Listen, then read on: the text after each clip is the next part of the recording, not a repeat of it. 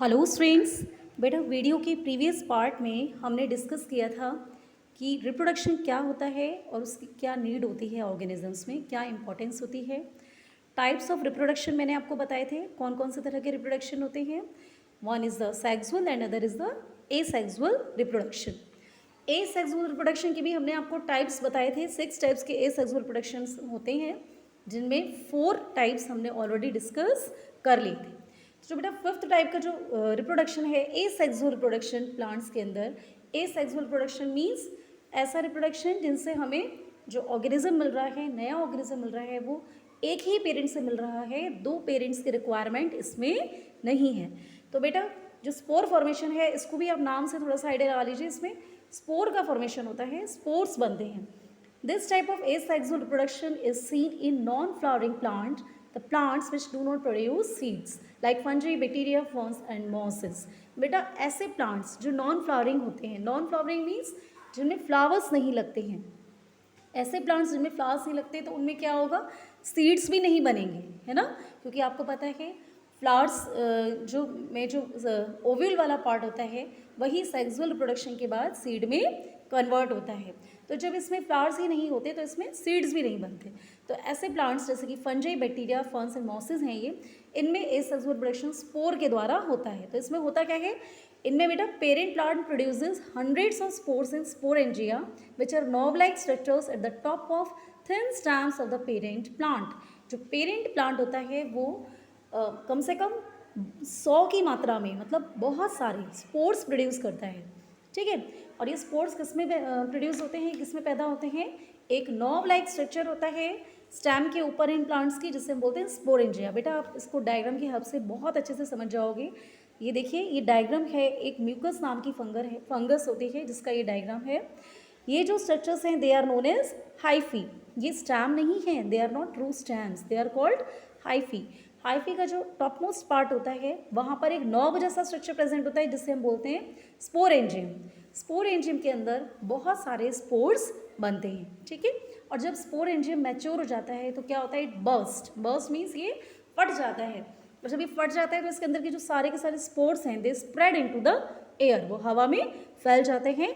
और हवा में फैलने के बाद ये कहीं पर भी गिर सकते हैं। दे मे फॉल ऑन द सॉइल, ये मिट्टी में गिर सकते हैं, जब ज़मीन पर गिरेंगे तो मिट्टी में गिरेंगे, या फिर किसी फूड आइटम पर भी ये गिर सकते हैं, जैसे किसी ब्रेड के ऊपर या और कोई भी फूड आइटम है कोई भी, तो उसके ऊपर ये गिर जाते हैं। और जब इन्हें फेवरेबल कंडीशन मिलती हैं, ठीक है, फेवरेबल टेम्परेचर मिलता है इनको, तो क्या होता है, ये जर्मिनेट हो जाते हैं नए प्लांट में। तो इस तरह से जो नॉन फ्लावरिंग प्लांट्स हैं उनमें स्पोर फॉर्मेशन के द्वारा एसेक्सुअल प्रोडक्शन होता है। और एक और बात है इसमें, ये जो स्पोर्स होते हैं बेटा, ये they are very small in size and having thick walls which protect the spores from adverse conditions of the environment like high temperature, scarcity of water and lack of food.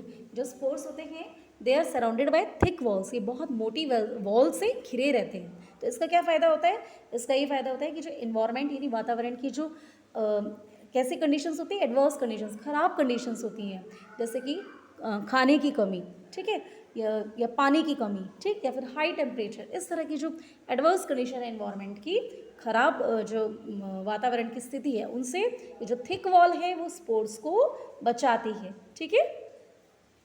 जो बेटा next method है asexual reproduction का plants में, वो है vegetative propagation, या फिर जिसे हम वेजिटेटिव रिप्रोडक्शन भी कहते हैं। In this type of asexual reproduction new plants are produced from the vegetative parts, that is those parts of plants which are not involved in the sexual reproduction, example roots, stems and leaves of the plant। बेटा ये जो नाम है vegetative propagation इसीलिए दिया हुआ है क्योंकि इसमें जो नया प्लांट प्रोड्यूस होता है वो प्लांट के वेजिटेटिव पार्ट से प्रोड्यूस होता है। वेजिटेटिव प्रोपेगेशन में या वेजिटेटिव रिप्रोडक्शन में जो नया प्लांट हमें मिलता है वो प्लांट के कौन से पार्ट से मिलता है, प्लांट के वेजिटेटिव पार्ट से मिलता है। और प्लांट का वेजिटेटिव पार्ट किसको बोलते हैं, प्लांट का ऐसा पार्ट जो सेक्सुअल रिप्रोडक्शन के प्रोसेस में इन्वॉल्व नहीं होता है। तो सेक्सुअल रिप्रोडक्शन में प्लांट का कौन सा पार्ट इन्वॉल्व होता है, फ्लावर, ठीक है। तो फ्लावर को छोड़ के प्लांट के जितने भी पार्ट हैं, कौन कौन से पार्ट बचे, रूट, स्टेम्स एंड लीव्स, ये सारे पार्ट्स क्या कहलाते हैं, प्लांट के वेजिटेटिव पार्ट कहलाते हैं, यानी ऐसे पार्ट जो सेक्सुअल रिप्रोडक्शन में इन्वॉल्व नहीं होते। ठीक है। तो vegetative propagation it involves the growth and development of one or more buds present in the old part of the plant to form a new plant. होता क्या है, इसका जो कॉन्सेप्ट है बेसिक वो क्या है कि जो पेरेंट प्लांट होता है उसके जिस पार्ट से हमें नया प्लांट चाहिए उस पार्ट के ऊपर कोई बर्ड प्रेजेंट होती है, और उस पार्ट को जब हम ज़मीन के अंदर दबाते हैं, मिट्टी में दबाते हैं, फिर उसको पानी वगैरह देते हैं और जब फेवरेबल कंडीशंस उसको अदर फेवरेबल कंडीशंस मिलती हैं तो क्या होता है, वो नए प्लांट में जर्मिनेट हो जाता है।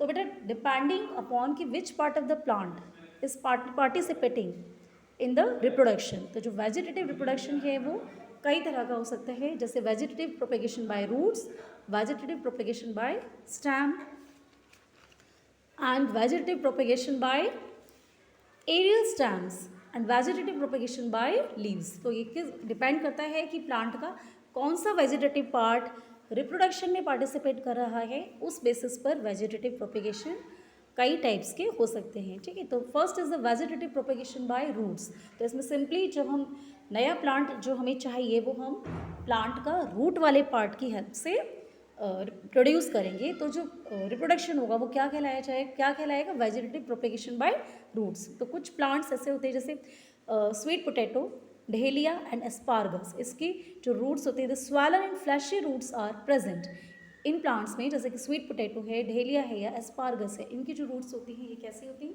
स्वैलन होती हैं। स्वैलन मीन्स फूली हुई होती हैं, फ्लैशी होती हैं। क्यों होती हैं? Because food material is stored in these roots, क्योंकि इन प्लांट्स के रूट्स में फूड मटेरियल स्टोर होता है। ठीक है, when these roots are buried in the soil the buds present on them give rise to new plants.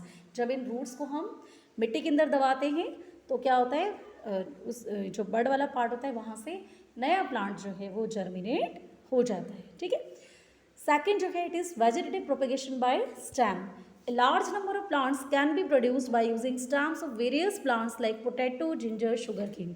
बहुत सारे प्लांट्स हैं, जैसे एग्जांपल पोटैटो, जिंजर या शुगरकेन, इनसे हम अगर हम इन प्लांट्स की स्टेम्स के द्वारा हम बहुत सारे प्लांट्स को प्रोड्यूस कर सकते हैं। बेटा पोटैटो जो है, अब देखिए पोटैटो और जिंजर में क्या होता है, ये अंडरग्राउंड स्टेम्स हैं। Potato and ginger are underground stems. Underground stem मतलब ज़मीन के अंदर मिलती हैं। ठीक है, ज़मीन के अंदर ग्रो होती हैं। तो अगर हम पोटैटो का ऐसा पार्ट जिसके ऊपर बर्ड्स प्रेजेंट होती हैं, ये जो बर्ड होती हैं पोटैटो में इसको आई भी बोलते हैं। ठीक है, तो ऐसा पार्ट पोटैटो का जिसके ऊपर बर्ड प्रेजेंट होते हैं उसको अगर हम ज़मीन के अंदर दबा देते हैं और उसको फिर फेवरेबल कंडीशन मिलती हैं तो क्या होता है, नया प्लांट हमें पोटैटो का मिल जाता है। Same is the case with ginger. Ginger क्या है, it is a modified swollen underground stem having birds on it. Ginger के ऊपर भी बर्ड्स प्रेजेंट होती हैं। तो जब इसको भी हम क्या करते हैं, it is buried in the soil under favourable conditions, buds on ginger stem give rise to new plants. तो जिंजर का भी पार्ट, लेकिन कंडीशन क्या है, but the condition is that the presence of bud is must. जो part हम मिट्टी के अंदर दबा रहे हैं, ठीक है, चाहे वो पोटैटो का हो चाहे वो जिंजर का हो, ठीक, तो वो उस पार्ट के ऊपर क्या प्रेजेंट होना चाहिए, बर्ड प्रेजेंट होना चाहिए। अगर आप ऐसा पार्ट मिट्टी के अंदर दबा रहे हो जिसके ऊपर बर्ड प्रेजेंट नहीं है तो आपको नया प्लांट नहीं मिलेगा। ठीक है, okay, next is the vegetative propagation by aerial stems.